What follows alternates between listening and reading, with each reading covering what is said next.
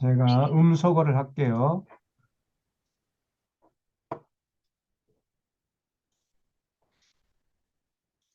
에,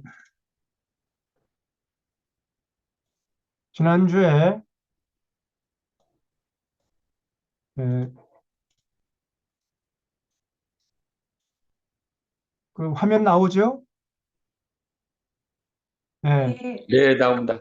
예, 지난주에 그 열왕기 상 2장 하다가 시간이 돼가지고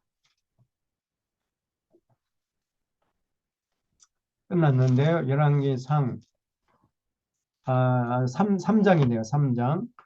그래서 솔로몬이 이제 왕이 된 다음에 왕으로 이제 등극한 다음에 일천 번제를 드렸다 그랬죠. 그래서 3장 4절에 기본으로 가서 거기는 굉장히 산당이 큽니다. 그래서 일천 번제라는 게 일천 번 제사 드렸다는 거 아니구나 것이 아니라 일천 마리의 제물을 한 번에 드렸다는 거예요. 그러니까 일천 마리나 되는 양을 제물로 잡아 드릴 수 있는 그런 재단이 큰 재단이 있었어요.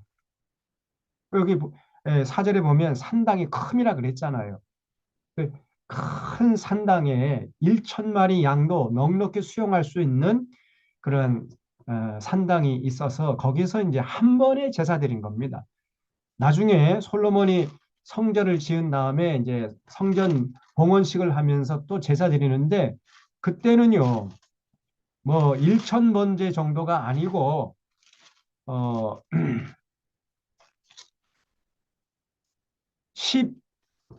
12만 번제 드려요. 12만 마리 양을 잡아가지고 제사를 12만 마리 좀 놀래주세요. 그러니까 12만 마리의 양을 한 번에 드릴 수 있는 그렇게 재단이 큰 재단이 있었단 말이죠. 그런 그 산당에 가서 이제 일천 번제를 드리고 잠을 자는데 그 밤에 여호와께서 솔로몬의 꿈에 나타나시니라 그랬죠. 하나님이 이르시되 내가 내게 무엇을 줄꼬 너는 구하라. 그래서 여기서 뭐 일천 번제 드렸기 때문에 하나님께서 솔로몬에게 임하셔가지고 솔로몬의 소원을 물었다. 이렇게 지금 얘기하는데 그거 아니에요. 제가 지난주에도 말씀드렸지만은 1,000번 제사 드렸다는 말도 아니고 1천 마리의 제물을 한 번에 제사 드렸는데 그 1,000번째 드렸기 때문에 또 어, 하나님이 솔로몬의 기도에 응답하신 것도 아닙니다. 나중에 쭉 읽어보면 나오는데 한번 읽어보죠. 6절 솔로몬이 이르되 주의 종 내 아버지 다윗이 성실과 공의와 정직한 마음으로 주와 함께 주 앞에서 행함으로 주께서 그에게 큰 은혜를 베푸셨고 주께서 또 그를 위하여 이 큰 은혜를 항상 주사 오늘같이 그 자리에 앉을 이 아들을 그에게 주셨나이다. 쭉 이렇게 이제 하나님 앞에 기도하면서 이제 요청하는 게 뭐냐면은 9절에 누가 주의 이 많은 백성을 재판할 수 있사오리까 듣는 마음을 종용해 주사 주의 백성을 재판하여 선악을 분별하게 하옵소서 이렇게 요청한 거예요. 듣는 마음을 저에게 주십시오. 백성들의 마음을 잘 읽을 수 있고 들을 수 있도록 백성들의 소리를 들을 수 있는 마음을 저에게 좀 주십시오. 그것이 지혜라 그랬죠, 지혜. 다른 게 아니라 듣는 마음, 경청 이것이 지혜라고 그랬어요. 레브 쇼메아라 그랬습니다. 그래서 여러분 모든 자칭 지도자라고 하는 사람들은요 경청해야 돼요. 근데 지도자가 자꾸 자기 말만 하게 되면은 그건 독재죠, 독재. 독재자가 되어버리죠. 그래서 모든 공동체, 작은 공동체나 큰 공동체나 모든 공동체 지도자는요, 그 공동체 구성원들의 소리를 들어야 돼요. 그런 사람이 지혜로운 사람입니다. 그래서 학교에 가면 교사도 학생들의 소리를 잘 들어야죠. 응? 거기서 지혜가 나오는 거예요. 그 목사도 교인들의 소리를 잘 듣고 무엇보다도 하나님의 음성을 잘 들어야죠. 목사는 하나님의 음성을 잘 들어야죠. 그리고 왕이나 대통령은 국민들, 예, 백성들의 소리를 들으려고 해야죠. 거기서 이제 지혜가 나온다. 음, 그래서 지혜를 구했던 거예요. 지혜. 그랬더니 10절에 솔로몬이 이것을 구하며, 다시 말하면 지혜를 구하며 그 말씀이 주의 마음에 든지라 그랬죠. 솔로몬이 다른 거 구하지 않고 지혜를 구하는 모습을 보면서 하나님 마음에 쏙 든 거예요. 하나님이 감동을 받았다 그 말이죠. 예, 하나님이 그에게 이르실 때 네가 이것을 구하도다. 자기를 위하여 장수하기를 구하지 아니하며 부도 구하지 아니하며 자기 원수 생명을 멸하기도 구하지 아니하고 오직 송사를 듣고 분별하는 지혜. 이게 레 셔메합니다. 지혜를 구하였으니 내가 네 말대로 하여 너에게 지혜롭고 총명한 마음을 주노니 내 앞에도 너와 같은 자가 없었거니와 내 뒤에도 너와 같은 자가 일어남이 없으리라. 내가 구하지 아니한 부귀와 영광도 내게 주노니 내 평생에 왕들 중에 너와 같은 자가 없을 것이라. 내가 만일 내 아버지 다윗이 행함 같이 내 길로 행하여 내 법도와 명령을 지키면 내가 또 내 나를 길게 하리라 그랬죠. 그러니까 하나님이 솔로몬의 기도에 감동을 받아가지고 응답하신 거예요. 음? 1,000번 제사 드리는 것도 아니고 1,000마리의 양을 한 번에 제사 드려서 감망 받은 것도 아니고 솔로몬의 기도의 내용이 하나님의 마음을 감동시킨 겁니다. 그래서 야, 너는 참 왕이 돼가지고 부도 구하지 않고 수도 구하지 않고 명예도 구하지 않고 너 자리도 구하지 않고 백성들을 잘 통치할 수 있는 그 듣는 마음, 그 지혜를 구하니 너 참 대단하다. 너 참 정말 고맙다. 그러면서 하나님이요. 지혜는 물론이거니와 구하지 않은 수와 부와 명예까지 그냥 한꺼번에 종합 선물 세트로 그냥 내려 보내신 거예요. 여러분, 우리가 기도를 잘하면 하나님이 감동을 받으세요. 그러면 하나님이 우리가 기도한 그 이상으로 우리의 응답하신단 말이죠. 응? 무슨 재물을 많이 갖다 바치고 뭐 어쩌고 그런 얘기는 다 거짓 얘기예요, 거짓. 이 종교 사기꾼들이 하는 얘기지 우리 하나님이 그런 하나님이 아닙니다, 여러분. 그래서 어, 제가 언젠가 이거 얘기했나요? 이런 걸 잘 분별할 수 있어야 돼요. 이 성경 말씀을 잘 읽으면서도 그 교인들이 이런 거짓된 그 뭐 1,000번 헌금 마치면 하나님이 여러분의 소원을 응답해 주신다 그래서 1,000번 그 예물을 갖다 바쳐라. 뭐 이래가지고 뭐 새벽마다 그냥 1,000번 헌금, 1,000번째 헌금을 갖다 바친다는 난리 법석을 떨어요. 왜 이렇게 분별이 안 됩니까? 여기 성경을 읽어보면은, 야, 이게 하나님이 솔로몬의 기도에 감동을 받아가지고, 그 응답하신 거구나. 솔로몬이 지혜를 구하는 것이 그렇게 하나님 마음을 감동시켜서 하나님이 지혜뿐 아니라 수와 부와 명예까지 다 도매금으로 그냥 한꺼번에 주셨구나. 이게 금방 알잖아요. 이게 분별이 안 되는 거예요, 그냥. 그래가지고 그런 종교 사기꾼들에 의해서는 뭐 놀아난단 말이죠. 오늘 한국교회 교인들이 이 정광훈이나 이 손 누굽니까? 그 보니까 이게 마귀종이지 그게 목사입니까 그게? 이 보세요 이거. 이 교회에 오신 것을 환영합니다. 이제 이건 필요 없을 겁니다. 뇌를 쑥 뽑아버려요. 아니 참 정말 이런 정말 놀라운 일들이 오늘 이 땅에 일어나는 거예요. 예? 아니, 교회 다니면 다닐수록 오히려 더, 분별력이 생겨야 되고, 통찰력이 생겨야 되는 것이고, 지혜가 생겨야 되는 것이고, 인격이 고상해져야 되는 것이고, 생각하는 것이나 바라보는 시야가 넓고 깊어야 되는 것인데, 그것이 정상인데, 이상하게도 아주 신앙생활 열심히 한다는 사람일수록 문외가 돼, 문외야. 분별력이 사라져요. 이게 참인지 거짓인지 분별할 수가 없게 돼버린단 말이에요. 네? 여러분, 예수님께서 말씀하셨죠? 예수님께서 뭐라고 그랬습니까? 보혜사 성령이 너에게 임하시면 그 성령께서 내가 너희들에게 가르친 모든 것을 생각나게 하리라 그랬어요.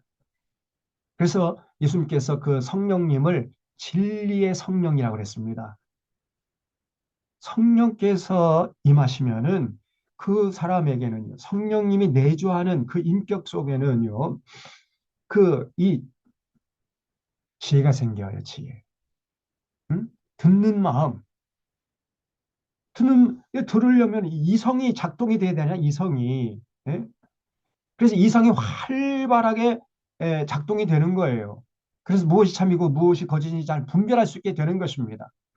그래서 진리를 깨닫게 되고 진리를 무장해서 진리 따라 살아가도록 성령님께서 자꾸 우리를 자극하고 격려하고 그 진리의 길로 이끌어 가시는 거예요. 이게 진정한 성령의 역사예요.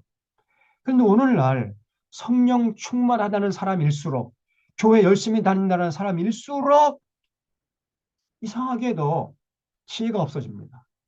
분별력이 사라지고요. 통찰력이 사라지고 상식적이지도 않고 너무나 비상식적이고 몰상식적이고 반민주적인 이런 행동을 서슴지 않아요. 그러면서 자기들이 믿음이 좋은 줄 알아요. 이거는 성령 충만한 게 아니고요. 악령 충만한 겁니다. 악령이 예, 그 인격 속에 내주하면요. 참과 거짓을 분별치 못하게 되는 거예요. 거짓을 참으로 알고 참을 거짓으로 이렇게 알면서 참을 버리고 거짓을 취하는 지금 이 정광훈이나 뭐 무슨 뭐 부산의 어느 손 무슨 아무개 목사 이게 바로 이 귀신의 앞잡이 아닙니까? 그래서 많은 교인들을 세뇌시키잖아요. 전혀 성경의 가르침에서 너무 멀리 떠나 있게 만들어 버립니다. 분별력이 없어져 버려요. 그래서 반민주적인 그 행동을 서슴지 않고 반국가적인 짓을 서슴지 않고 있다 그 말이죠. 그러면서도 그 사실 자체를 모릅니다. 뇌가 정지돼 버려요. 뇌가 사라져 버린 거예요. 이게 아주 무서운 일들이 일어나고 있는 거예요. 그 예수님 또 다른 표현을 하면은 너희가 세상 사람들 교회 안으로 끌어들여서 배나 더 지옥 자식이 되게 하는도다. 배나 더 지옥 자식이 되게 해버려요. 응? 아니 교회 안에 끌어들였으면은 성경의 진리를 가르쳐서 천국 백성이 되게 할 것 아닙니까? 천국 백성이. 근데 배나 더 지옥 자식이 되게 해버려요. 그런 일들이 지금 한국 교회 안에서 일어나고 있다. 응? 아니 열왕기상 이 3장 읽어보면은 이게 다 분별이 되잖아 이게. 이거 하나 분별을 못하고 1,000번째 헌금한다고 난리법석 떨고 어떤 교회는 뭐 우리는 5,000번째다 우리는 1만 번째다 우리는 10만 번째 드린다 뭐 이러고 난리법석 떨고 있다니까. 정말 가관이에요 가관. 기가 막혀요 기가.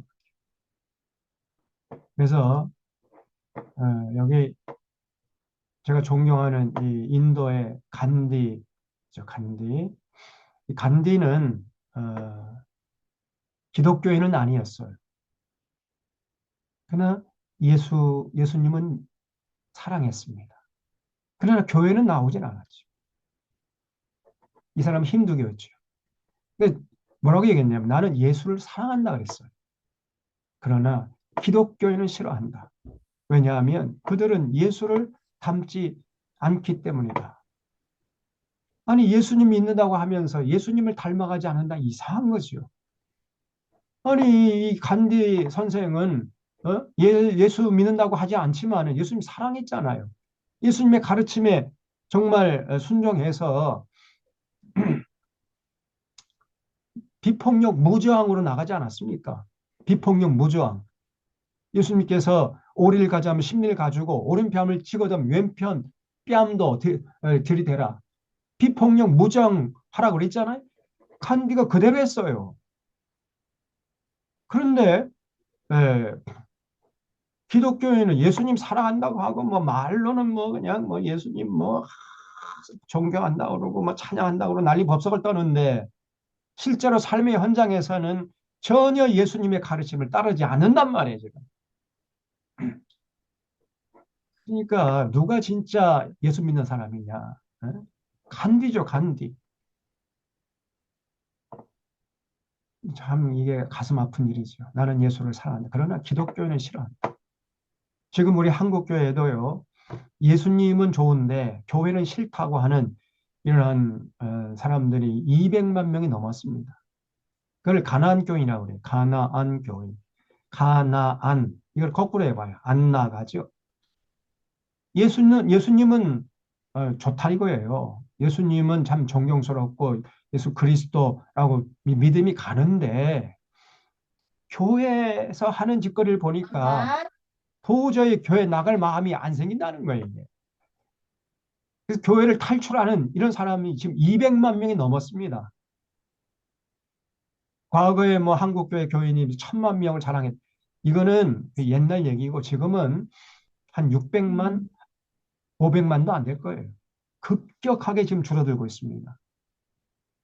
제가 생각할 땐 더 줄어들어야 돼.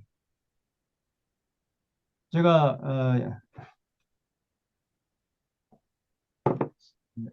옛날에 그 연세대학교 연합신학대학원 그 석사과정도 제가 다닌 적이 있었는데 그때 그 선교학 교수가 그래 그런 말 지금부터 한 30년 전쯤 되는데 그 선교학 교수가 하는 얘기가 한국 교회가 더 타락해서 더 쪼그라들어야 된다. 그래야 한국 교회가 이제 새로운 길이 열 것이다. 뭐 그런 얘기를 하더라고요. 성격 교수가 벌써 그때부터 그런 조짐이 보였던 거예요. 너무나 한국 교회가 지금 병들고 타락하고 성경의 가르침에서 멀리 떠나 있습니다.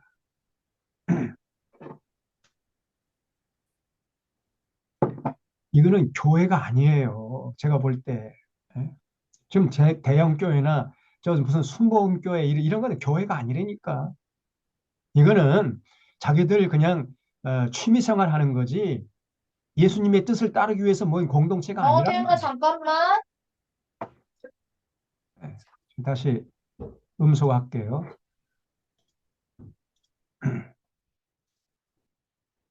그래서 우리가 정말 성경을 잘 읽고 또 분별력을 가지고요. 지혜가 있어야 돼요. 그래서 무엇이 참이고 무엇이 거짓인지 하나님의 뜻이 무엇이고 하나님의 선하시고 기뻐하시고 온전한 뜻이 무엇인지 잘 분별하고 그 뜻을 받들려고 하는 그게 진짜 신앙인의 모습이죠. 그냥 교회 다닌다고 그 신앙인이 아닙니다, 여러분. 자, 그래서 솔로몬의 이 기도에 하나님이 이제 응답하셨는데 그 응답하시는 이유가 다른 게 아니고 솔로몬의 기도가 하나님 마음에 합한 기도였단 말이에요. 그래서 하나님이 응답하신 것이지 1천 번제 드렸기 때문이 아니에요. 자, 그래서 여기 16절에 보면 이제 솔로몬이 얼마나 지혜로웠는가 하는 것을 보여주는 사건이 나오는데 그 유명한 솔로몬의 재판 얘기입니다. 두 여자가 이제 왕에게 와가지고 한 아기를 놓고 서로 자기 얘기라고 그래요. 응? 이 솔로몬이 가만히 듣고 있다가 서로 자기 얘기라고 하는데 어떻게 해?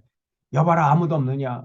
예, 자기 신하들에게 그럼 칼 가져와서 이 아기를 둘로 쪼개가지고 반씩 나눠줘라. 그러니까 진짜 엄마가 아이고 제가 그냥 에, 포기하겠습니다.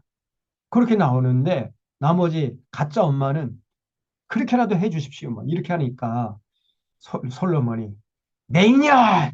네. 그래서 진짜 엄마에게 자기 포기하는 그 여자가 진짜 엄마죠. 이렇게 참 솔로몬이 아주 명재판을 했다는 기록이 쭉 나옵니다. 4장에 보면 이제 솔로몬이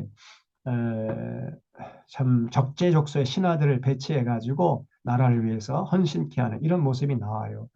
4장 1절에 솔로몬 왕이 온 이스라엘의 왕이 되었고 그 신하들은 이러하니라. 사독의 아들 아사리아는 제사장이요 사사의 아들 엘리 호렙과 아히야는 서기관이요 아힐룻의 아들 여호사밧은 사관이 여호야다 아들 분하야 이 분하야가 이제 군 사령관이 됐죠.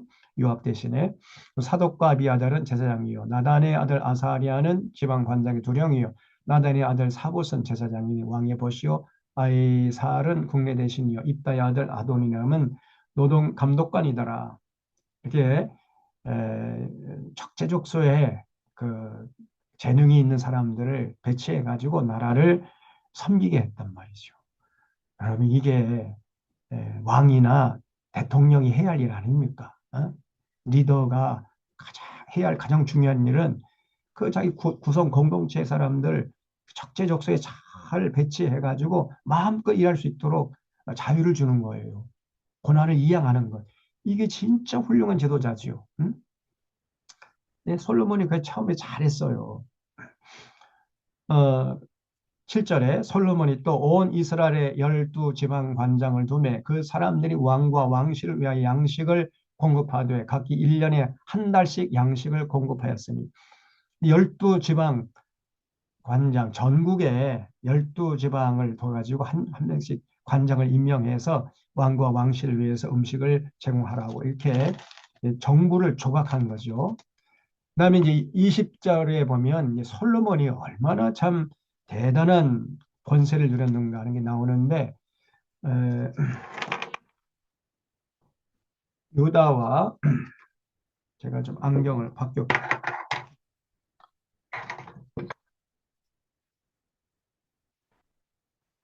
유다와 이스라엘의 인구가 바닷가의 모래같이 많게 되며 먹고 마시며 즐거워하였으며 솔로몬이 그 강에서부터 블레셋 사람의 땅에 이르기까지와 애굽 지경에 미치기까지의 모든 나라를 다스림으로 솔로몬이 사는 동안에 그 나라들이 조공을 바쳐 섬겼다.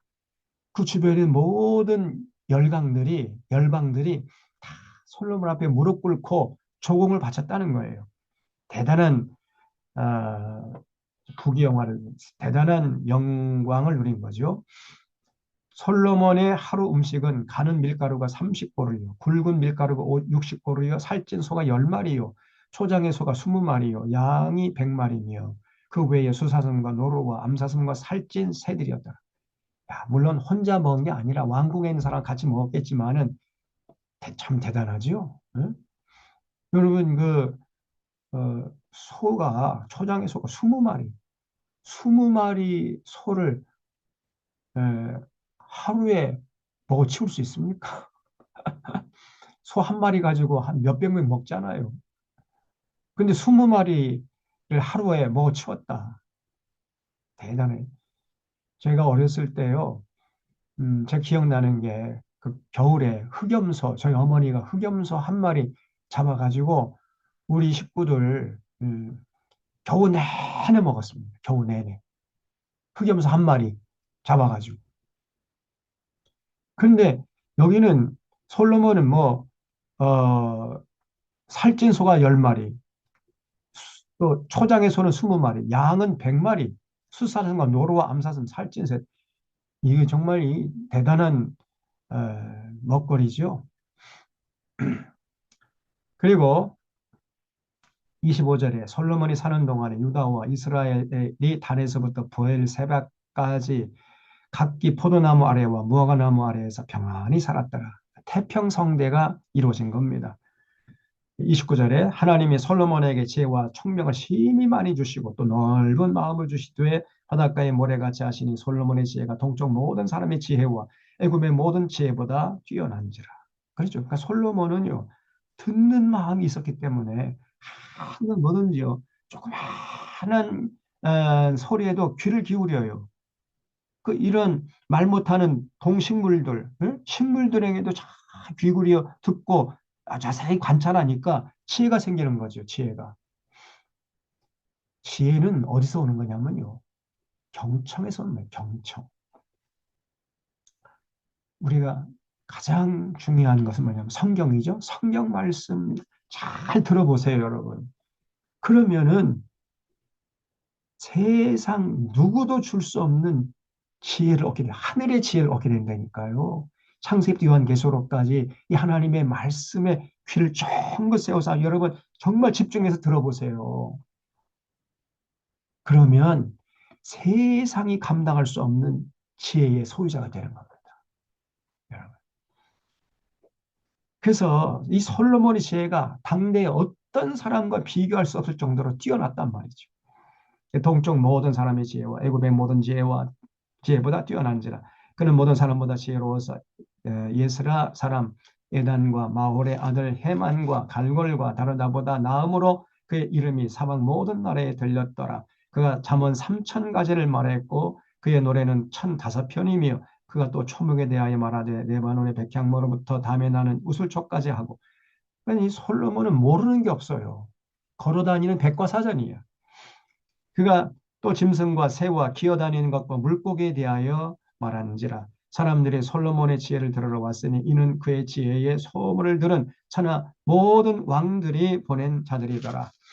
자, 이렇게 솔로몬이 이제 지혜로 왔습니다. 자, 그다음에 이제 5장에 보면 이제 솔로몬이 드디어 성전 건축을 준비해요.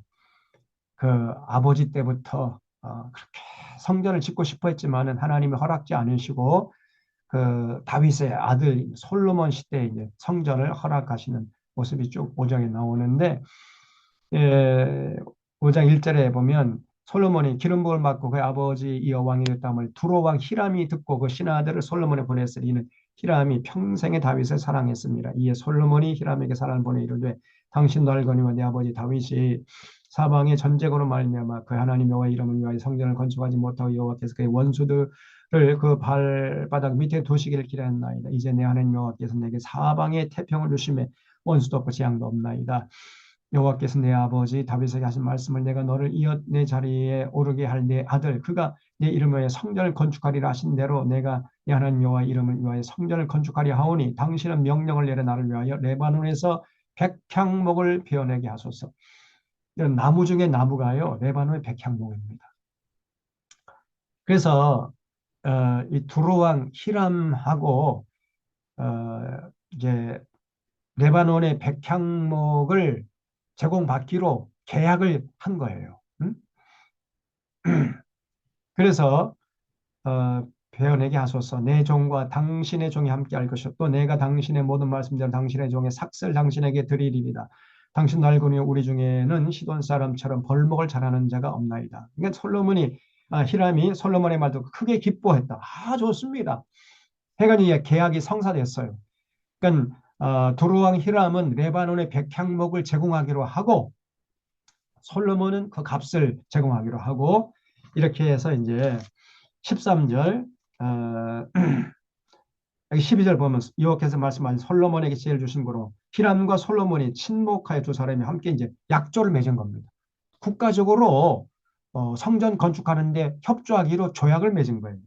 13절 이에 솔로몬 왕이 온 이스라엘 가운데서 역군을 일으키니 그 역군의 수가 3만 명의 무리가 3만 명이라면은 그 노동력을 이제 동원했다는 거죠. 솔로몬이 그들을 한 달에 10,000명씩 번갈아 레바논으로 보내며 그들이 한 달은 레바논에 있고 두 달은 집에 있으며 아도니람은 감독이 되었고 솔로몬에게 짐꾼이 7만 명이요 산에서 돌을 뜨는 자가 8만 명이요. 어마어마한 역사지요. 또 이외에 그 사역을 감독하는 관리가 3,300명이라 그들이 일하는 백성을 거느렸더라. 이에 왕이 명령을 내려 크고 귀한 돌을 떠다가 다듬어서 성전의 기초석으로 놓게 하며 솔로몬의 건축자와 히람의 건축자와 그발 사람이 그 돌을 다듬고 성전을 건축하기 위해 제목과 돌들을 갖추니라. 드디어 이제 솔로몬이 성전을 건축하는데 성전의 규모가 6장에 나옵니다. 이스라엘 자손이 애굽 땅에서 나온 지 480년 만에 성전을 이제 짓는 거예요. 출애굽한 지 480년째 되는 해 솔로몬이 이스라엘 왕이 된 지 4년째 되는 12월 곧 둘째 달에 솔로몬이 여호와를 위하여 성전 건축하기를 시작하였더라. 솔로몬 왕이 여호와를 위하여 건축한 성전은 길이가 60규빗이요 너비가 20규빗이요 높이가 30규빗이다 그랬죠. 그래서 이게 1규빗이 그 성인의 팔꿈치에서부터 가운데 손가락까지 길이를 말합니다. 그 1규빗이라 그래요. 그래서 사람마다 조금 편차가 있습니다만은 평균적으로 하면 45cm가 됩니다. 그래서 1규빗은 45cm로 통용이 됩니다. 그러면 여기서 60규빗이라 했으니까 길이가 60규빗, 너비가 20규빗, 높이가 30규빗이라 그랬죠. 그러면 길이가 60규빗이면 27m입니다. 미터로 환산하면 너비는 9m, 높이가 13.5m가 돼요. 그래서 이거를 제가 평수를 이렇게 계산해 보니까 약 74평입니다. 74평. 그러니까 한 75평 정도, 아무리 많이 잡아도 한 80평 정도. 그 80평 정도면은 지금 우리 예배당 있잖아요. 우리 예배당. 그 정도 규모야. 우리 예배당. 생각보다 크지 않죠.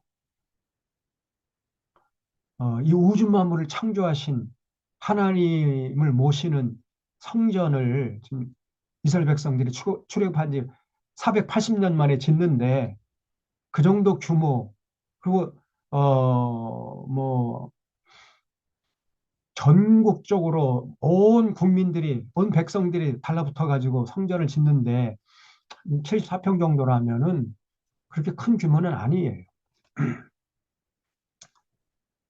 그래서 7절에 이 성전은 건축할 때 돌을 그 뜨는 곳에서 다듬고 가져다가 건축했으므로 건축하는 동안에 성전 속에서는 방망이나 도끼나 모든 철 연장 소리가 들리지 아니했다. 그랬죠. 그러니까 질서 있게, 예? 순조롭게 정성을 다해서 지었다는 것을 알 수 있습니다. 그래서 이게 열심히 성전을 짓고 있으니까 11절 보세요. 하나님께서 이제 솔로몬에게 임하여 이르시되 네가 지금 이 성전을 건축하니 네가 만일 내 법도를 따르며 내 율례를 행하며 내 모든 계명을 지켜 그대로 행하면 내가 내 아버지 다윗에게 한 말을 내게 확실히 이룰 것이요 내가 또한 이스라엘 가운데 거하며 내 백성 이스라엘을 버리지 아니하리라 하셨더라. 그러니까 성전 건축이 목적이 아니라는 거예요. 하나님께서 요구하신 게 뭐냐? 법도를 따르고 내 법도를 따르고 내 율례를 행하며 모든 계명을 지켜 그대로 행하기 위해서 성전 지금 짓는 겁니다. 성전 안에 들어와서 하나님의 법도와 율례와 계명을 가르치고 배워가지고 그대로 살아가도록 그런 도구로 삼기 위해서 성전을 짓는 것이지 성전 짓는 그 자체가 목적이 아니란 말이에요. 그 자체가. 하나님이 그거를 일깨워 주세요.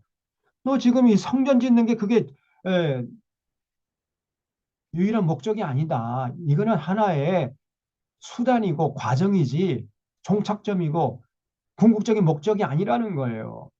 궁극적인 목적은 이 성전을 짓고 그 안에서 성경을 가르치고 배워서 하나님의 말씀을 가르치고 배워가지고 마음판에 새겨서 하나님을 경외하는 법을 깨달아 가지고 삶의 현장에서 하나님의 법도대로 살아가도록 하기 위해서 지금 성전을 건축하는 거야. 그거를 지금 일깨우시는 거예요. 그렇게 되면 내가 이스라엘 가운데서 거할 것이고 내 백성 이스라엘을 절대로 버리지 않을 거야. 이렇게 말씀하셨습니다. 나중에 두 번째 또 다른 똑같은 말씀을 하세요. 하나님이. 그래서 여러분 예배당 화려한 거 그거 중요한 거 아니에요. 네? 서울에 가면 저 뭐 사랑의교회 서초동에 가면은요 2천억 2,500억인가 주고 성전을 건축했어요. 거 지나가면 그냥 거대한 성 같아요.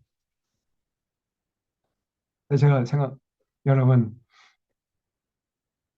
그 교회 아닙니다. 미안하지만 거기는 하나님이 안 계세요.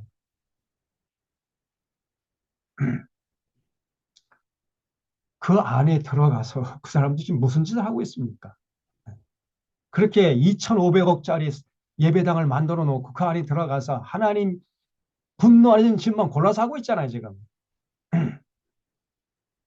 거기에 하나님이 안 계세요. 자기들 좋아하는 취미생활 하는 거지. 그래서 성전이 화려하다고 여기 하나님이 계시겠지? 이렇게 생각하는 건 너무 순진한 생각이에요. 성전이 중요한 것이 아닙니다. 여러분, 교회당과 교회를 구별할 줄 알아야 되겠죠? 교회당은 사람이 손으로 지은 건축물, 그 교회당이고요. 교회는 그 교회당 안에 들어있는 믿는 사람들의 모임, 공동체를 교회라고 그래요. 교회, 에클레시아라는 이 교회라는 것은 교회당이 아닙니다. 에, 교회는요, 공동체입니다. 공동체. 쉽게 말하면 교회당은 이 컵이죠, 컵. 교회는 뭐예요? 컵 속에 있는 물. 응? 그게 교회죠. 그 구별할 수 있어야 돼요. 교회당은 의리의리한데 교회는 다 썩어 문드러졌다 그 말이에요. 그래서 그런 교회라면은 뭐 2,500원짜리 아니면 뭐 몇 조짜리 예배당을 진들 하나님은 절대로 기뻐하지 않습니다. 또 반대로 뭐 그 교회당은 뭐 시원찮다 할지라도 응? 그러나 그 교회당 안에 들어있는 그 교회 그 택함 받은 백성들의 무리들이 정말 신실하게 하나님 사랑하고 하나님에 대해서 받들려고 하게 되면 그러면 그 교회는 하나님이 기뻐하시는 교회가 되는 거예요. 거기 하나님이 임재하시는 거예요. 그 교회당에 하나님이 임재하시는 거예요. 그 교회당에.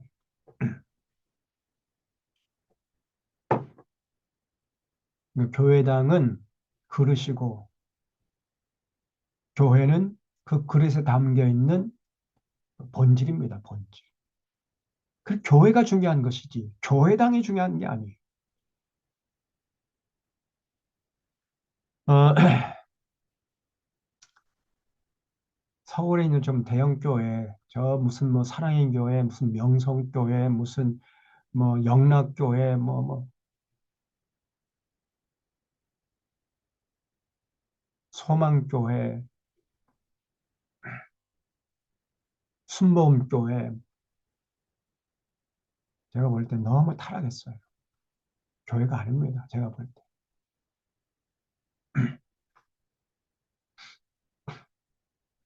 자, 그다음에 이제 성전 내부를 이제 묘사하고 있는데요. 여기 16절에 보면 성전 뒤쪽에서부터 20규빗 되는 곳에 마루에서 천장까지 백향문 널판으로 가르면 성전의 내소. 성전의 내소라면 이 곧 지성소죠, 지성소. 여러분 성막을 보면은 이제 성막 뜰이 있고 그다음에 그 안에 들어가면 이제 성소가 나오고 더 안에 들어가면 지성소가 나왔잖아요. 음? 그러니까 예배당도 그러니까 성전도 그 성전 뜰이 있고 그 안에 들어가면 이제 그 성소가 나오고 좀 더 안쪽으로 들어가면 성전의 내소 그게 지성소가 있었단 말이에요. 그렇게 이제 지성소를 만들었다는 거예요. 내소 앞에 있는 외소가 이제 성막으로 하면은 성소죠. 그 성소의 길이가 40규빗이며 그래서 여기 이제 내소 여기 20절에 보면 내소 안은 길이가 20규빗이고 너비가 20규빗이고 높이가 20규빗이라. 그럼 이거를 미터로 환산하면요. 각각 9미터가 돼요. 길이와 너비가 각각 9미터. 정 사면체가 되고 높이가 이제 9미터고 이렇게 그래서 이거를 제가 평수로 그러니까 9구 81, 81 나누기 3.3은 나오잖아요. 평수가 약 25평입니다. 이 우주 만물을 창조하신 여호와 하나님이 임재하시는 공간이 25평이라니까. 지성소 하나님이 거기 임하셨잖아요. 지금 이런 대형 교회 그 당회장실 가보면요. 으리으리 뻑적합니다. 그냥. 으리으리 뻑적해. 예? 이거는 그냥 막 눈이 휘둥글어 가지고요. 그렇게 호화롭고 사치스러울 수가 없어요. 빨리 줄여. 벌써 교만하잖아요. 하나님이 임재하시, 이 우주 만물을 창조하시는 하나님이 임재하시는 공간이 25평밖에 안 되는데, 예? 당신이 뭐라고 그렇게 넓은 장소를 사용하고 있냔 말이에요. 그런 넓은 장소를 점유하고 있냔 말이에요. 그래서 교만기가 넘치잖아요, 그냥. 그 대형교회 당회장실 가보면요. 몇백 평이 된다니까. 거기서 자기가 완전히 성을 만들어 놓고 왕노릇하고 있습니다. 그 안에 없는 게 없어요. 그냥 으리으리 해가지고 침대도 있고 무슨 뭐 화장실 있고 뭐 없는 게 없다니까. 얼마나 화려하고 또 가구들도 고급스럽고 거기서 여기 왕이야 왕. 그런데 거기에 영성이 살아 있겠습니까? 하나님의 말씀, 예수님의 말씀을 제대로 전할 수 있겠냔 말이에요. 예수님은 평생 가난한 자들, 소외된 자들, 억울한 자들, 눌린 자들 편에 서가지고 어, 그 병든 자들 그런 자들 편에 서서 사셨는데 그런 예수님을 따라가는 자가 그렇게 호화롭게 살면 되겠냐고 말이에요. 네? 벌써 그런 목회자는요, 예수님의 가르침과는 전혀 상관없이 지금 살고 있잖아요. 좀 생각 좀 해보세요. 어떻게 그런 목사를 존경한다고 따라가냔 말이에요. 네? 정말 기가 막혀요. 그 사람들은 말 다르고 행동 다르고 앞뒤 삶이 일치가 안 돼요. 말과 행동이 일치가 안 된다니까.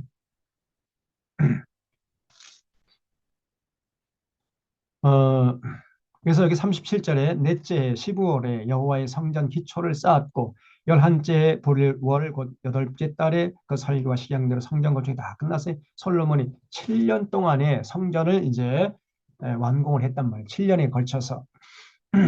그다음에 7장에 솔로몬이 자기 왕궁을 13년 동안 하나님의 성전은 7년 동안 지었고 그다음에 이제 자기 왕궁은 13년 동안이나 걸렸다는 거예요.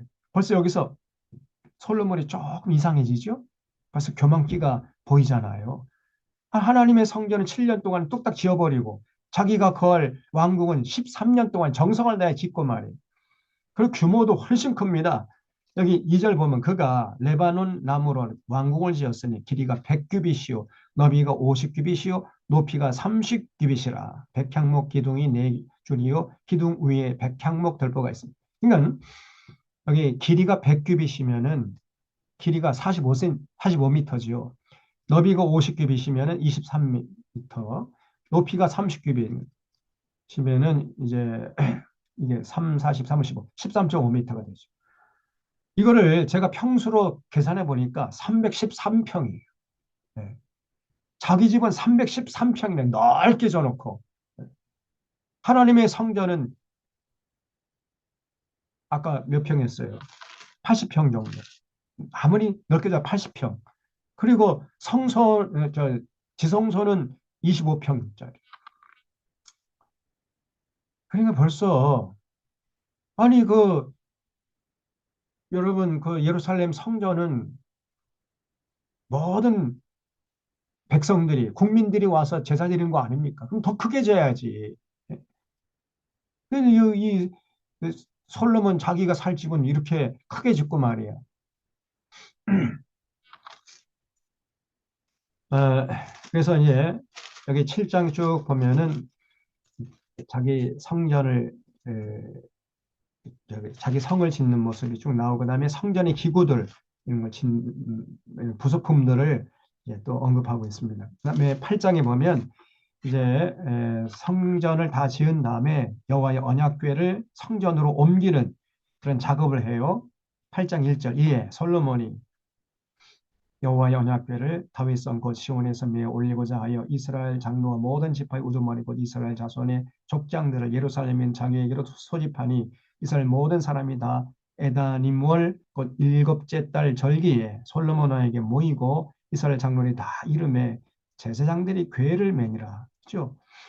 여러분 그 언약궤를 옮길 때는 반드시 제사장들이 어깨에 메고 옮겨야 됐던 거죠. 다윗이 그걸 잘 모르고 그 수레에 싣고 옮기려고 하다가 뭐 우사가 그냥 그 자리에서 즉사하고 그랬잖아요. 사건이 일어났었죠.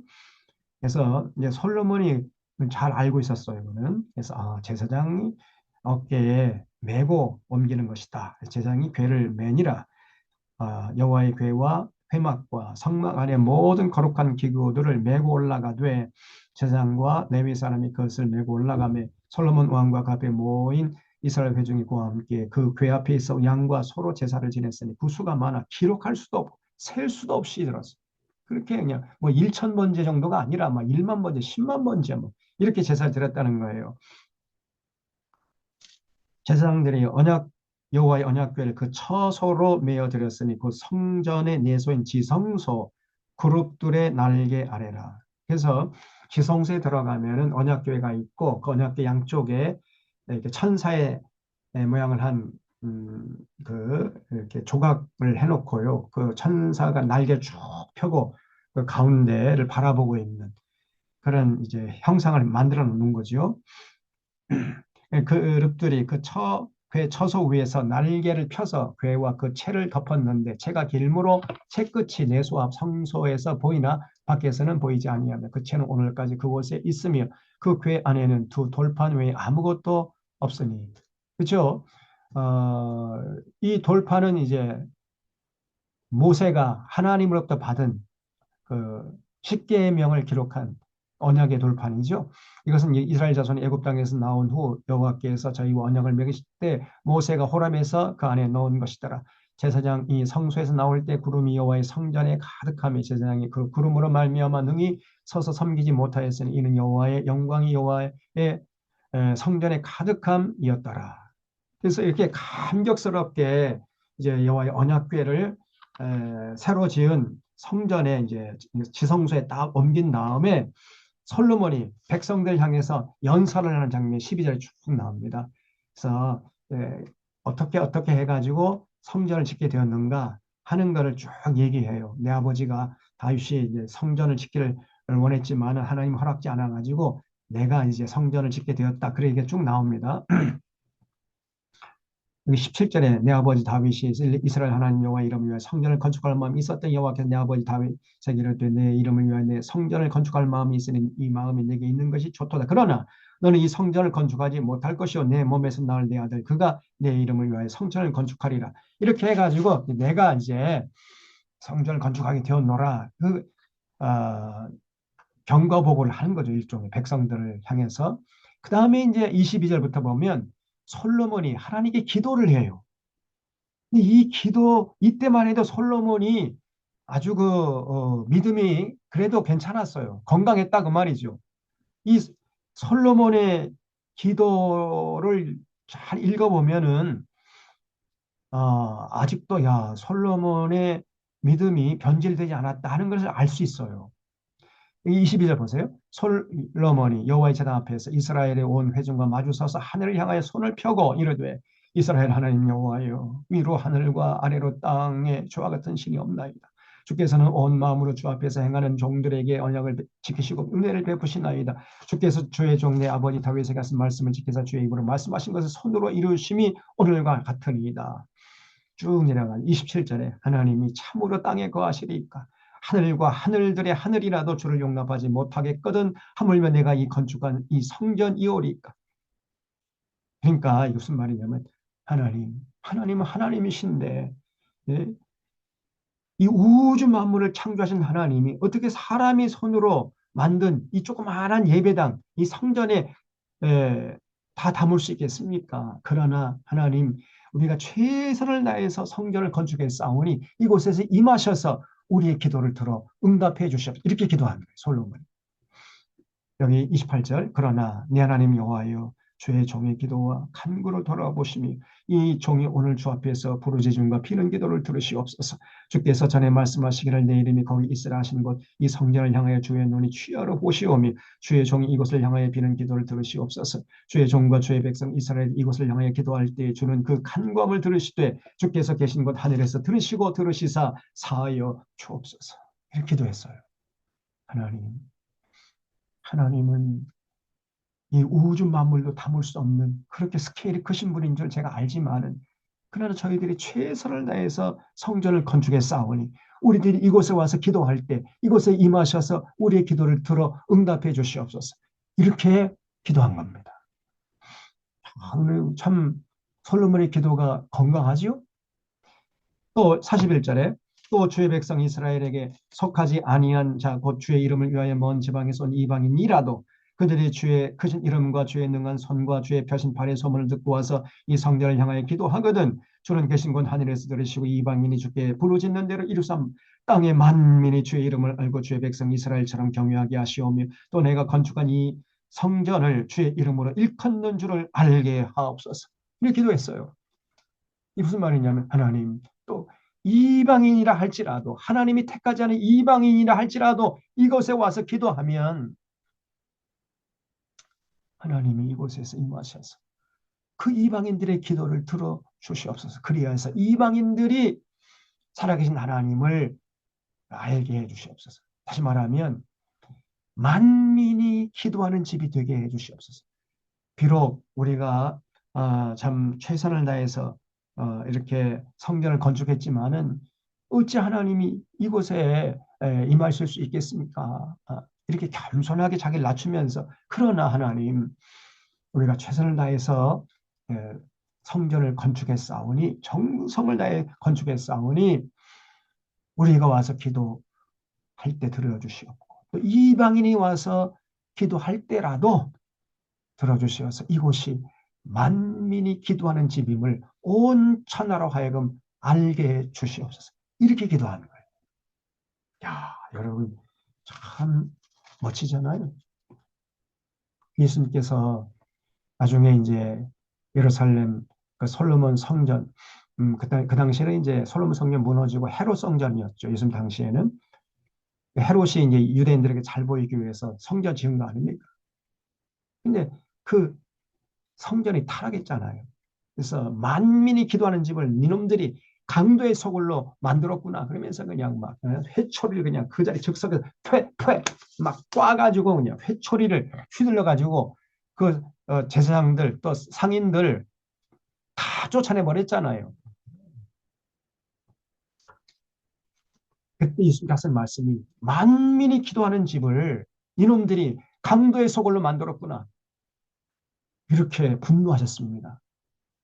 제가 볼 때 오늘 한국교회가 그래요. 만민이 기도하는 집이 아니에요, 이게. 만민이 기도하는 집이 아니라 강도의 소굴이 된 지 오래입니다. 예수님이 다시 오늘 한국교회 온다면은요, 분노하실 거예요.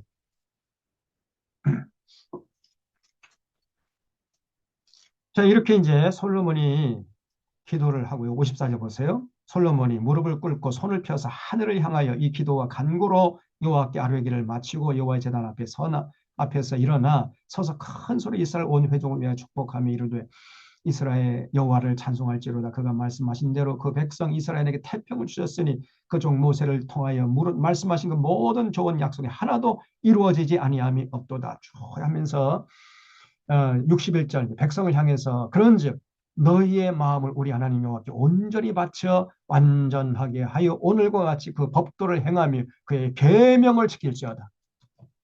이 핵심을 알고 있었어요. 솔로몬. 이때까지는 그래도 괜찮았어요. 이렇게 이제 하나님께 기도한 다음에 이제 봉헌식을 합니다. 62절. 이에 왕과 및 왕과 함께한 이스라엘이 다 여호와 앞에서 희생제물을 드리니라. 솔로몬이 화목제 희생제물을 드렸으니 곧 여호와께 드린 소가 2만 2천 마리. 그러니까 2만 2천 번제를 드린 겁니다. 2만 2천 번제. 1천 번제 정도가 아니고요. 2만 2천 번제 드렸다니까. 양이 12만 마리. 12만 번제 드린 거예요. 12만 번. 다시 말 12만 번 제사 드렸다는 얘기가 아니고 12만 마리의 제물을 한 번에 제사 드린 거예요. 이와 같이 왕과 모든 이스라엘 자손이 여호와의 성전의 봉헌식을 행하였는데 그날에 왕이 여호와의 성전 앞들 가운데를 거룩히 구별하고 거기서 번제와 소제와 감사 예물의 기름을 드렸으니 이는 여호와 놋 제단이 자금으로 번제물과 소제물과 화목제의 기름을 다 용납할 수 없습니다. 자, 이렇게 이제 솔로몬이 성전을 짓고 감격스럽게 봉헌식을 한 거예요. 자, 그때 하나님께서 다시 솔로몬에게 두 번째 나타나신 9장에 보세요. 솔로몬이 여호와의 성전과 왕궁 건축하기를 마치며 자기가 이루기를 원하던 모든 것을 마칠 때 여호와께서 전에 기본에서 나타나신 것 같이 다시 솔로몬에게 나타나서 여호와께서 그에게 이르실 때 내 기도와 내가 내 앞에서 간구한 말을 내가 들었은즉 나는 네가 건축한 이 성전을 거룩하게 구별하여 내 이름을 영원히 그곳에 두며 내 눈길과 내 마음이 항상 거기 있을 것이다. 네가 만일 조건이 있어요. 네 아버지 다시 행함같이 마음을 온전히 하고 바르게 하여 내 앞에서 행하면 내가 내게 명령한 대로 온갖 일에 순종하여 내 법도와 율례를 지키면 그걸 주십시오. 요게 조건이 요 조건 딱 하나입니다. 내가 너에게 명령한 대로 내 법도와 율례를 지킬 때 내가 이곳에 계속 임하겠다는 거예요. 내 법도를 지키면 내가 내 아버지 다윗에게 말하기를 이스라엘의 왕이 오를 사람이 내게서 끊어지지 아니하리라 한 대로 내 이스라엘의 왕위를 영원히 견고하게 하려니와 그러나 만일 너희나 너희의 자손이 아주 돌아서서 나를 따르지 아니하면 내가 너희 앞에 둔 나의 계명과 법도를 지키지 아니하고 가서 다른 신을 섬겨 그것을 경배하면 내가 그들에게 준 땅에서 끊어버릴 것이요 내 이름을 위하여 내가 거룩하게 구별한 이 성전이라도 내 앞에서 던져버릴 거야. 이렇게 화려하게 지은 솔로몬 성전, 막 솔로몬 성전 막 나중에는 그 정말 레바논의 백향목 최고급 자재를 쓰고 거기다가 또 금을 입히고 그랬잖아요. 그렇게 화려한 솔로몬 성전이라 할지라도 내가 내던져버릴 거야. 그렇게 말씀하신 거예요. 딱 조건이 내 계명과 법도를 지키면 내가 이 성전을 기뻐할 것이고 내 계명과 법도를 지키지 아니하면 그러면 내가 이 성전을 버릴 것이다. 이 말씀하신 겁니다. 하나님의 그 계명과 법도 핵심이 뭐예요? 하나님 사랑과 이웃 사랑이죠. 삶의 현장에서 하나님 사랑하고 사랑하는 게 뭐냐? 하나님 계명을 지키는 거예요. 삶의 현장, 가정에서, 직장에서, 사업장에서, 이웃과의 관계 속에서 하나님 그 명령대로 이웃을 사랑하며 더불어 사는 세상을 위해서 헌신하는 겁니다. 나 혼자만 잘 먹고 살려고 하지 말고 온 세상 사람 더불어 사는 세상에 관심을 갖고 앞장서라는 거예요. 정의와 공의가 강물처럼 흐르는 세상이 되게 하라. 그런 사회가 되게 하라. 그렇게 살아가면 내가 이 성전을 사랑하고 이 성전에 와서 너희들이 제사 드릴 때 그 제사를 기쁨으로 받아주겠다. 그러나 그렇게 삶이 뒷받침되지 않는 채 와서 제사 드린다면 내가 이 성전을 버려버릴 거야. 그리고 너희들 이 팔레스타인 땅, 이 가나안 땅에서 오래 살지 못하고 내가 이 가나안 땅에서 너희들 쫓아버릴 거야. 이렇게 말씀하신 거예요. 그래서 7절에 내가 이스라엘을 내가 그들에게 준 땅에서 끊어버릴 것이다. 하지만 가나안 땅에서 너희들 더 이상 계속 못 살아. 다 쫓겨날 거야. 끊어버릴 것이고 내 이름 위하여 내가 거룩하게 구별한 이 성전이라도 내 앞에서 던져버리리니 이스라엘은 모든 민족 가운데 속담거리와 이야기거리가 될 것이며 이 성전이 높을지라도 지나가는 자마다 놀라며 비웃어 이르되 여호와께서 무슨 까닭으로 이 땅과 이 성전을 이같이 행하셨는가 하면 대답하기를 그들의 조상들을 애굽 땅에서 인도내신 그들의 하나님 여호와를 버리고 다른 신을 따라 우상을 자꾸 섬기고 그를 경배하여 섬기기 때문에 그 여호와께서 이 모든 재앙을 그들에게 내렸기 때문에 그런 거야. 그러면서 비웃음에 지나가게 하시겠다는 거예요. 그래서 여러분 하나님의 요구는요 어제나 오늘이나 똑같습니다. 나를 사랑하고 나를 사랑하기 때문에 내 계명을 지키라는 그 계명이 뭐냐?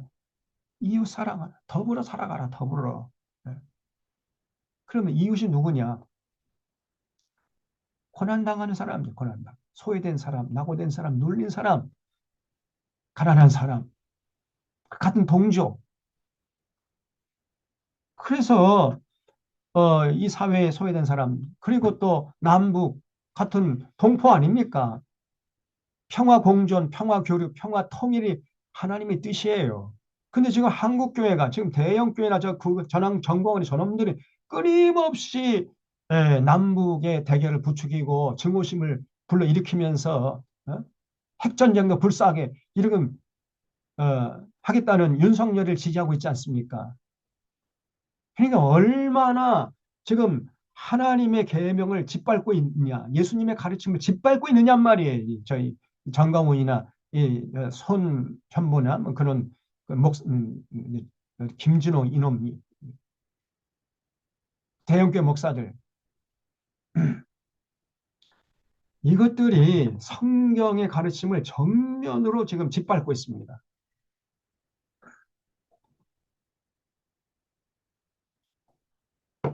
우리 하나님은 절대 저런 사람들 기뻐하지 않아요.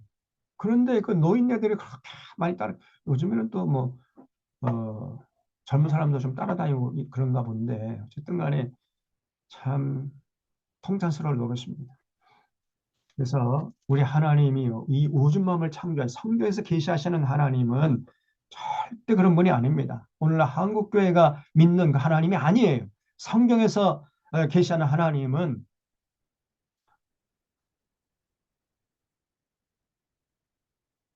서로 평화롭게 공존하고 서로 감싸주고 평화의 사도로 살기를 원하시지 매파가 서로 치고받고 싸우고 죽이고 증오심을 불러일으키고 이거는 절대 하나님의 가르침이 아닙니다. 자, 그다음에 이제 이렇게 이제 성전을 건축하고 그러니까 솔로몬의 명성이 자자한 거예요. 10장에 보세요. 스바의 여왕이 여호와의 이름으로 말미암은 솔로몬의 명성을 듣고 왔다는 거예요. 이 스바가 어디냐면은 지금 저 중동의 사우디아라비아 맨 남쪽에 예멘 근방입니다. 예멘이라는 나라가 있어요. 쪽을 이제 스바라고 해요. 스바. 예루살렘으로서부터 따지면 약 한 2,200km 이상 떨어져 있는 거랍니다. 2,200km 이상 떨어져. 그 과거에 그 고대 시대에 어떻게 그 솔로몬의 명성이 거기까지 그 멀리까지 퍼져나갔냔 말이에요. 그 정도로 솔로몬의 명성이 대단했던 거 봐요. 그래서 그 명성을 듣고 이제 스바 여왕이 찾아왔습니다. 예루살렘에 이르니 수행하는 자가 심히 많고 향품과 심히 많은 금과 보석을 납태에 실었더라. 그가 솔로몬에게 나와 자기 마음에 있는 것을 다 말하며 솔로몬이 그가 묻는 말에 다 대답하였으니 왕이 알지 못하여 대답하지 못한 것이 하나도 없었더라. 그러니까 서바 여왕이 솔로몬의 모든 지혜와 건축한 왕궁과 상의 식물과 신하들의 자속과 시종들이 시립한 것과 그들의 관복과 술관원과 여호와의 성전에 올라가는 층계를 보고 크게 감동되어 왕께 말하되 내 나라에서 당신의 행위와 당신의 지혜에 대해 들은 소문이 사실이로다. 내가 그 말들을 믿지 아니하였던 믿지 못할 정도로 대단했는데 와보니까 들은 것보다 더 대단하다는 거예요. 이제 와서 친히 본즉 내가 말한 것은 절반도 못 되니 당신의 지혜와 복이 내가 들은 소문보다 더하도다. 복되도다 당신의 사람들이여 복되도다 당신의 이 신하들이여 항상 당신 앞에서 당신의 지혜를 들음이로다. 야, 솔로몬이 얼마나 참 지혜로웠으면 이렇게까지 이제 칭송을 했겠어요. 자, 그래서 이제 이 스바 여왕이 솔로몬에게 10절 보면요. 금 120달란트를 바쳤다는 거예요. 금 120달란트. 이건 어마어마한 양입니다. 좀 이따 말씀드릴게요. 14절 보면 솔로몬의 세입금의 무게가 금 666달란트라 그랬죠. 이게 금 666달란트, 한 달란트, 금 한 달란트가 약 34kg 정도 됩니다. 34kg. 이게 지금 우리나라 금 판매되는 그 액수로 환산해 보면 얼마가 되는가 하면 제가 있는 게 시간밖에 없어가지고 계산을 해봤어요. 이게 1달란트가 34kg로 이제 하면은 666달란트니까 666 곱하기 34kg 하면 되겠죠?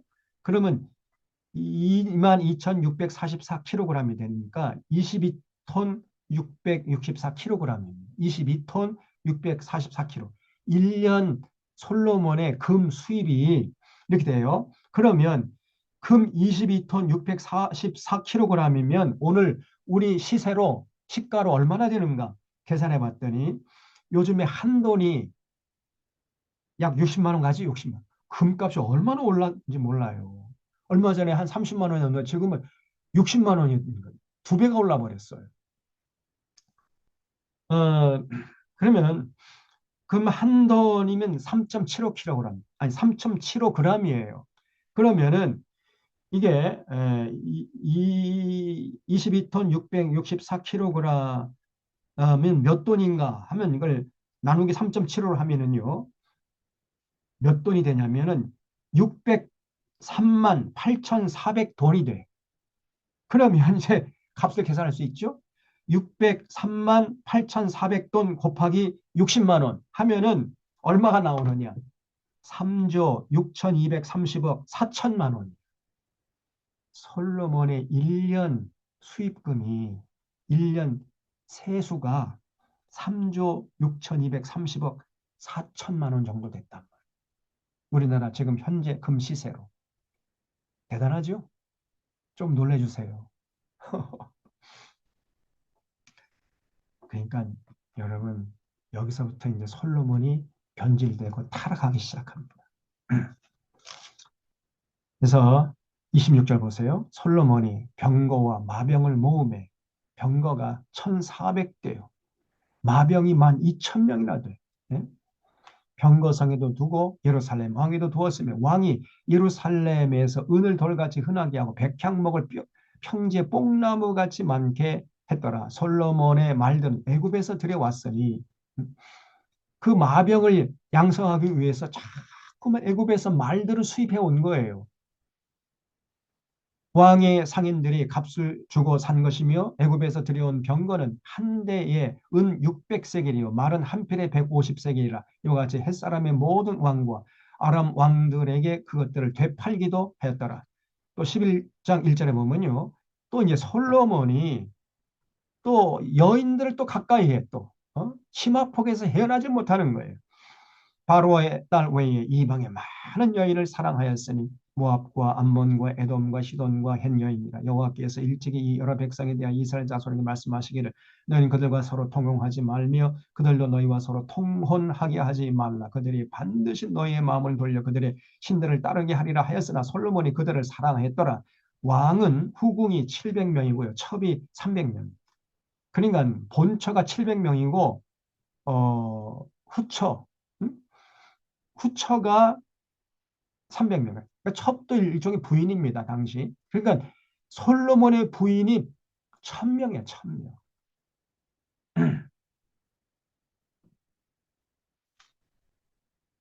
그러니 어떻게 됩니까? 그래 참 금방 솔로몬이 타락하게 되는 거예요. 사절에 솔로몬의 나이가 많을 때 그의 여인들이 그의 마음을 돌려 다른 신들을 따르게 했으므로 왕의 마음이 그의 아버지 다윗의 마음과 같이 아니하여 그 하나님 여호와 앞에 온전하지 못하였으니 이는 시돈 사람의 여신 아스다롯을 따르고 암몬 사람의 가증한 밀검을 따른 거예요. 그래서 그 여인들이 이제 시집 올 때 몸만 오면 좋겠는데 몸만 오질 않고 자기가 섬기는 우상과 같이 왔던 거예요. 그래가지고 맨날 밤마다 백엔리 송사하는 거예요. 그냥. 자기 나 한 번만 내가 섬기는 우상에게 제사 한 번 드리게 해줘. 그러면 날마다 솔로몬이 졸리는 거예요. 그냥. 그 그러니까 할 수 없이 하도 졸리다 못해가지고 그래 한번 너 제사 드려라. 그러니까 옆에 있던 또 이제 또 다른 부인이 그러면 나도 한 번만 해줘. 그럼 너도 해라. 너도 해라. 그냥 뭐 1,000명의 여인들이 제각기 자기가 섬기는 우상을 섬기게 됐단 말이에요. 그래서 솔로몬 당시에 그 이스라엘 나라가요. 세계 우상 박람 회장이 되고 말았어요.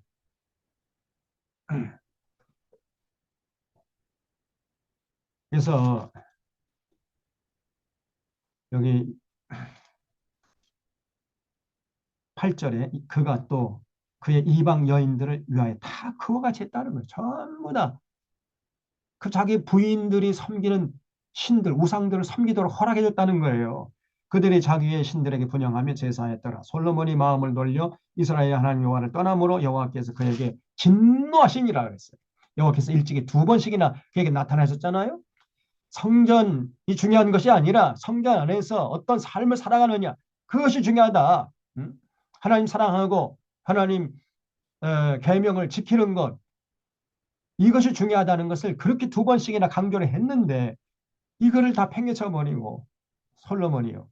그리고 이 일에 대하여 명령하사 다른 신을 따르지 말라 하였으나 그가 여호와의 명령을 지키지 않았으므로 여호와께서 솔로몬에게 말씀하신 네가 이러한 일이 있었고 또 내가 내 언약과 내가 내게 명령한 법들을 듣지 아니하였으니 내가 반드시 이 나라를 내게서 빼앗아 내 신하에게 주리라. 그러나 내 아버지 다윗을 위하여 내 세대는 이 일을 행하지 아니하고 내 아들의 손에서 빼앗으려니와 오직 내가 이 나라를 다 빼앗지 않고 내 종 다윗과 내가 택한 예루살렘의 한 지파를 내 아들에게 주리라. 그래서 여러분 보세요. 하나님께서 신명기 17장 14절로 20절을 보면은 이스라엘 왕이 될 사람들 위해서 명령을 해 놓으신 게 있어요. 내가 내 하나님 여호와께서 내게 주시는 땅에 이르러 그 땅을 차지하고 거주할 때 만일 우리도 우리 주위의 모든 민족들 같이 우리 위에 왕을 세워야 되겠다는 생각이 나거든 반드시 내 하나님 여호와께서 택하신 자를 내 위에 왕으로 세울 것이며 아무나 세우지 말라는 거예요. 왕은 중요한 사람 자리니까 아무나 세우지 말고 내 위에 왕을 세우려면 내 형제 중에서 한 사람, 다시 말하면 이방 사람을 왕으로 세우면 안 된다는 거예요. 그래서 유대인 중에서 왕을 세우고 그리고 그 왕이 된 자는 어떻게 해야 되는가? 내 형제 아닌 타국인을 내 위에 세우지 말고 왕이 된 사람은 첫 번째 해야 할 일은 뭐냐? 병마를 많이 두지 말라 그랬어요. 군대를 많이 양성하지 말라 그랬습니다. 그래서 병마를 많이 얻으려고 그 백성을 애굽으로 돌아가게 하지 말 것이니 근데 솔로몬은 병마를 많이 양성하려고 자꾸 신하들을 애굽으로 보내가지고 말을 사오게 했지요. 하나님의 명령을 벌써 어긴 거야 이게 첫 번째 명령. 이는 여호와께서 너희에게 이르시기를 너희가 이후에는 이 거기로 다시 돌아가지 말 것이라 하셨음이며 그에게 아내를 많이 두어 그 마음이 미혹되게 하지 말 것입니다. 아내도 많이 두지 말라 그랬어요. 왕이 된 자는 여인들을 그 주변에 많이 두지 말아라. 치마폭에 쌓이지 말아라. 이게 하나님의 명령이에요. 또 세 번째, 자기를 위해 은금을 많이 쌓아두지 말아라 그랬어요. 그가 왕위에 오르거든. 네 번째는 뭐냐? 이 율법서의 경사본을 레위 사람 제사장 앞에서 책에 기록하여 평생에 자기 옆에 두고 읽어 그 하나님 여호와 경외하기를 배우며 이 율법의 모든 말과 이 규례를 지켜 행할 것이다. 그러니까 네 가지를 하나님 명령. 첫 번째는 병마, 군대 많이 양성하지 말고 그 다음에 아내 많이 두지 말고 세 번째 은금을 많이 쌓아두지 말고 사치하지 말라는 거예요. 그 다음에 네 번째는 이 율법서를 이 책을 등사해서 옆에 두고 계속 읽고 묵상하면서 여호와 경외하기를 배우고 이 율법의 모든 규례를 지켜서 행하라. 이 네 가지 명령이 왕이 된 사람은 반드시 그렇게 하라는 거예요. 그래야만 교만하지 않을 수가 있고 지혜로울 수가 있고 겸손해서 계속해서 왕 노릇을 제대로 할 수 있다는 거예요.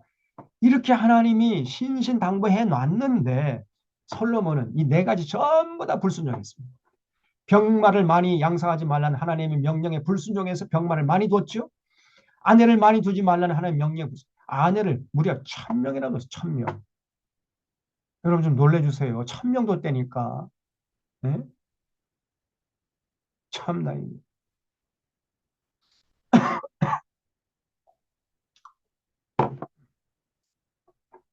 아니 그 욕심도 많지. 그 많은 여인들도 어떡하려고 1000명이라도. 또 은금을 많이 쌓아두지 말라는 하나님의 명령 불순에 은금을 또 많이 쌓아둬요. 아까 그 금 1년 그 수입 이 금이 666달란트니까 이게 어마무시한 금이거든 양이. 그 참나 쌓아놓고 사치한 겁니다. 그리고 그 하지 말라는 것은 하고 또 하라는 건 또 안 해. 하나님 명령에 불순종해가지고 율법서를 곁에 두고 읽고 하나님 경외하기를 배우고 그 율법을 다 지켜 순종하라고 그랬는데 그것도 안 해요. 율법을 곁에 읽지도 않고 하나님 경외하지도 않다가 이제 우상 숭배 다 빠져버린 겁니다. 결과 솔로몬이 이제 우상 숭배하면서 이제 독재자로 급락을 해버려요. 그래서 이 백성들을 솔로몬 노후에 굉장히 많이 괴롭혔습니다. 솔로몬이. 고용을 일으키고 노역을 일으켜가지고 뭐 백성들을 그냥 공사판에 동원시켜가지고 백성들의 분노가 하늘을 찌를 정도였어요. 그래서 그 백성들을 괴롭히다가 결국은 죽고 말았어요. 그 후에 이스라엘은 북이스라엘과 남유다로 분단되고 말았습니다. 이게 솔로몬이 남긴 죄악 때문에 결국은 이제 백성들의 삶이 파탄날 지경이었단 말이에요. 너무 솔로몬이 사치하고 어, 그 백성들을 괴롭히고 고열을 빨고 그러니까 솔로몬이 죽자마자 이제 여로보암이라는 사람이 이제 딱 백성들을 취업해 가지고 그 솔로몬의 아들 르호보암을 찾아가서 당신의 아버지가 우리를 너무 고통스럽게 했으니 이제 당신이 우리를 좀 편안하게 살게 해주면 우리가 당신을 섬기겠지만은 당신의 아버지처럼 그렇게 우리를 고통스럽게 하면 우리는 당신을 왕으로 인정하지 않을 거요. 시앙은 막 이렇게 이제 나왔던 거죠. 근데 르호보암이 이제 젊은 신하 말을 듣고 일주일 만에 다 와가지고 내 아버지는 채찍으로 너희를 다스려 나는 전갈로 너희를 다스릴 것이다. 뭐. 이 미친놈이 르호보암. 그러니까 여로보암이 그래요? 그러면 당신과 일 없수다. 그러면 이제 이 여로보암이요. 11지파를 규합해가지고 따로 나와서 이제 나라를 세운 거예요. 그게 북이스라엘입니다. 그래서 솔로몬이 죽자마자 이스라엘은 두 쪽으로 갈라져 버린 거예요. 오늘날 우리 대한민국 한민족이 대한민국과 어, 북조선 인민공화국으로 나눴잖아요. 지금 우리가 지금요 이 한반도에 나라가 두 개입니다. 지금 유엔에 동시 가입돼 있어요. 북한도 엄연한 나라예요. 나라. 대한민국도 나라고 저 북한도 나라예요. 지금.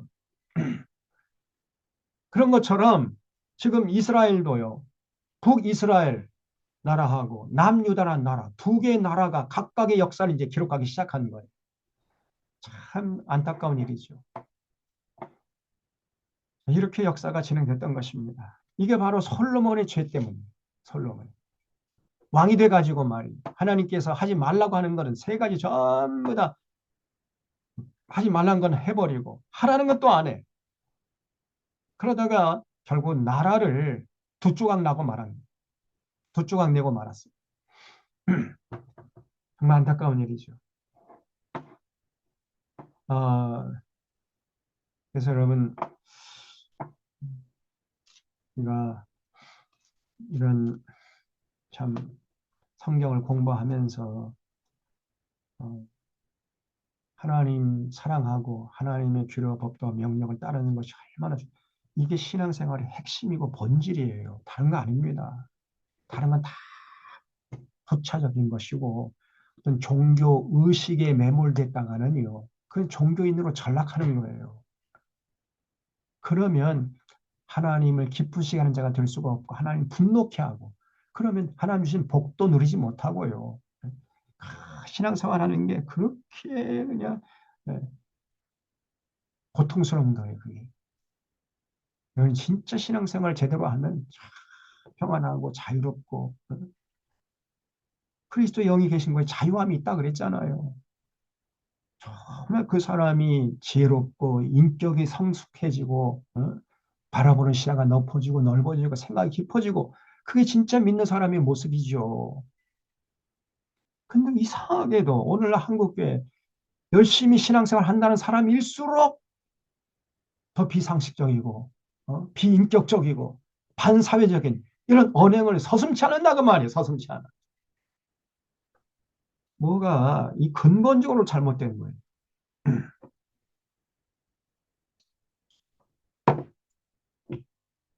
성경은 절대로 그렇게 가르치질 않습니다. 성경을 여러분 제대로 공부하면은 신앙생활은 이렇게 하는 거구나. 그걸 알 수 있게 돼요. 자, 오늘 이 정도로 하고 기도하고 마치고요. 다음 주 이어서 11장부터 이제 이어서 하도록 하겠습니다. 하나님 아버지,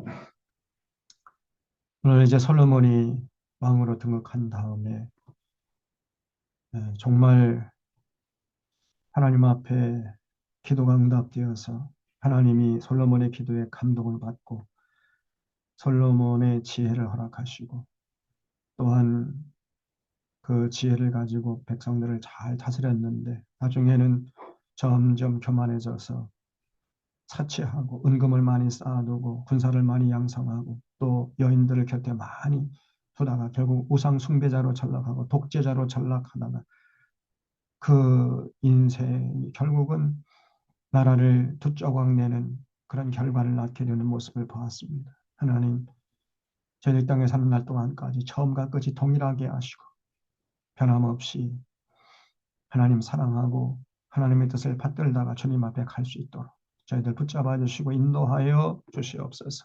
이곳에 모인 모든 주의 백성들 기억하시고 어지러운 세상 한복판에 나아가서 휘둘리지 않고 주님 사랑하고 주님의 뜻을 받들어 살면서 권세 있는 삶을 통해서 하나님께 영광 돌리고 하나님 주시는 복락을 누리며 참 평안과 기쁨과 참 자유를 만끽하면서 정말 가치 있게 아름답게 멋지게 살아가는 귀한 인생들 다 되게 해주시옵기를 바라고 예수님의 이름으로 기도하옵나이다. 아멘. 예, 이 시간 동안 경청해 주셔서 감사드립니다. 한 주간 동안 잘 감사합니다. 보내시고요. 예, 다음 주에 뵙도록 하겠습니다. 감사합니다. 고맙습니다. 목사님. 네, 수고하셨습니다, 목사님. 감사합니다.